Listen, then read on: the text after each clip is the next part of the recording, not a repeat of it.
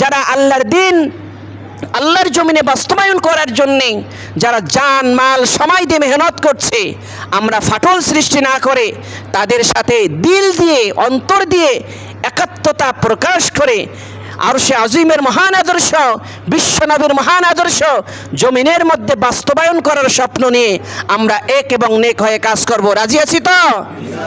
আল্লাহ যেন আমাদের সকলকে তৌফিক দান করেন। এখন বিভিন্ন মিডিয়ায়, বিভিন্ন সামাজিক যোগাযোগ মাধ্যমে বহুত বড় আলখাল্লা পড়ে তারা ইসলামের ঐক্যের মধ্যে ফাটল সৃষ্টি করার জন্য কথা বলবে।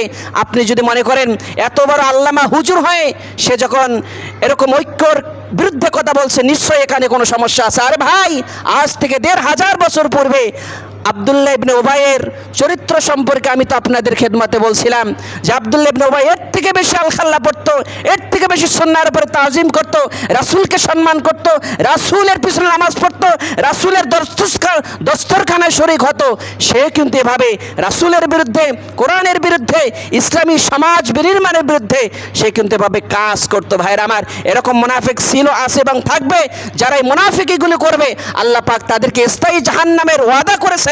আর যারা মুনাফিকি করবে না, যারা জবান দিয়ে, দিল দিয়ে, দিলের সমস্ত ভালোবাসা উজাড় করে দিয়ে ইসলামের পক্ষে কাজ করবে, আল্লাহ পাক তাদেরকে দুনিয়া এবং আখিরাতে সর্বোচ্চ সম্মান দিবেন। নবীদের সাথে, শুহাদাদের সাথে, সিদ্দিকিন, সলিহিনদের সাথে আল্লাহ পাক তাদেরকে হাসরের ময়দানে দাঁড় করিয়ে সম্মানের সাথে আল্লাহ পাক তাদেরকে জান্নাতে পৌঁছায় দিবেন। সুবহানাল্লাহ বলেন। আল্লাহ পাক কথাগুলো বোঝার এবং আমল করার তৌফিক দান করেন বলে আমিন।